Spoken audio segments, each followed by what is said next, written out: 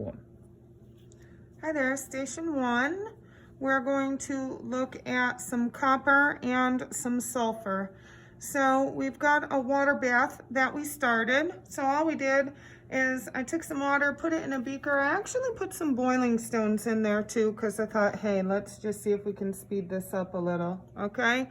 Started that up, and I'm gonna take 5 milliliters of copper sulfate, copper 2 sulfate, and I'm going to put it in a test tube here. So this copper sulfate is a catalyst. Catalyst is a substance that can help a chemical reaction to happen or speed it along. Okay, so that's about 2, 4,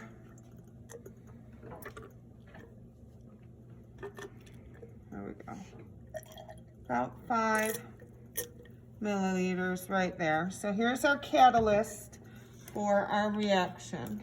All right, I'm gonna put that down over here so that I can keep on keeping on. I have my balance, and I got a piece of filter paper because it was just what was handy. All right, what I'm going to do is I'm going to try to get some granular copper, just about 0.2 grams. So I zeroed out the scale, and I'm going to use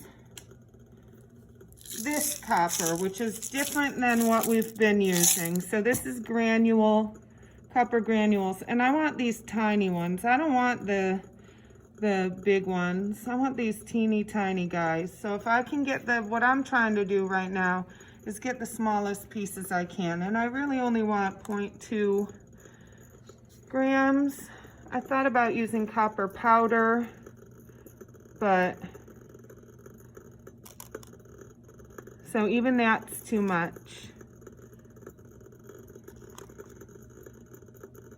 0.23. Wonder if I can take that big guy off. That's not enough now. Let's see. I really like the smaller pieces. Hear the water starting to boil. I don't know if you can hear that through the video, but it is starting to come together here.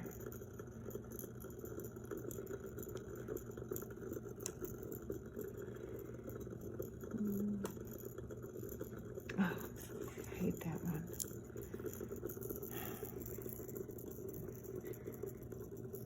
There we go. I like this little guy. Feel good about that one. That did nothing. Super. 1.8, that's pretty close. Yeah, that might do it. 2.4. We'll just do 2.4 for the heck of it. Okay, so what I did was I just got the littlest ones I could. All right, granule copper. So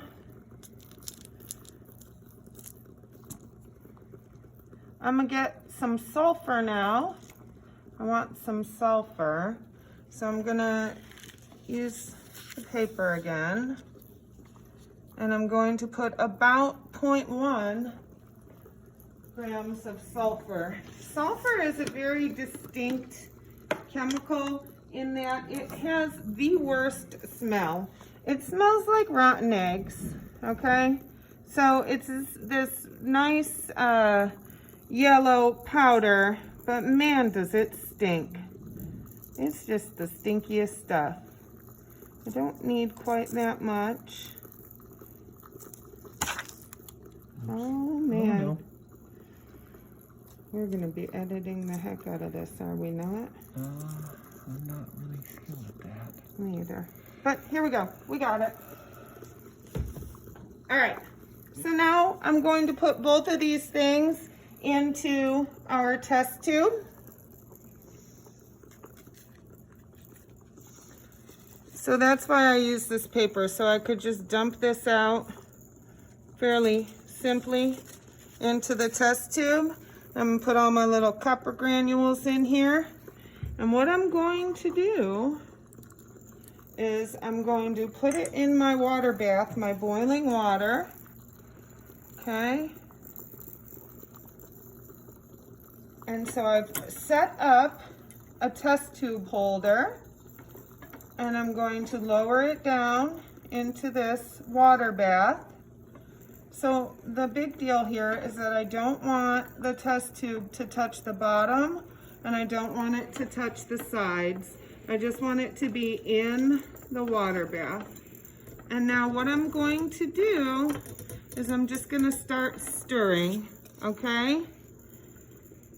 So what we're looking to happen, we know what we put in. We put in copper, we put in some sulfur, which was yellow, and we put in some copper sulfate, which was blue. It's a blue liquid. And what we're hoping to see happen is a black solid forming.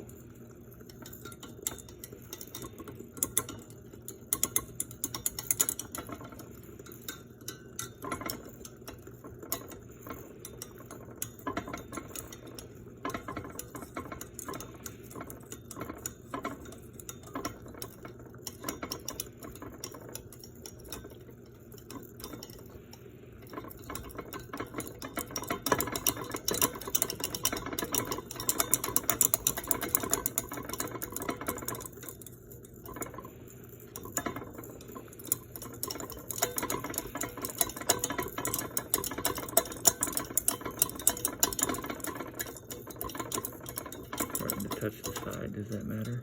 Is it? It's pretty far away from the side. Oh, it doesn't look It like. just looks like it's touching in your... Okay. We have this reaction is very difficult for you to see, I believe, especially from the camera, but I think in a second, if you look down from the top, you'll be able to see the ring of it. Do you see it? Can you see the ring? Just barely starting on the edges? No? Well, it's there.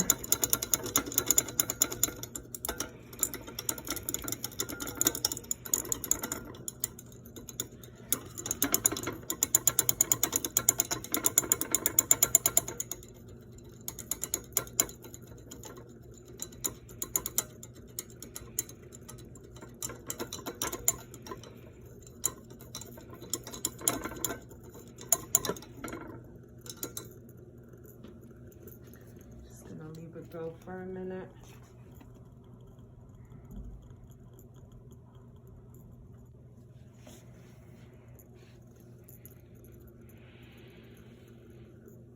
I think we're gonna come back to this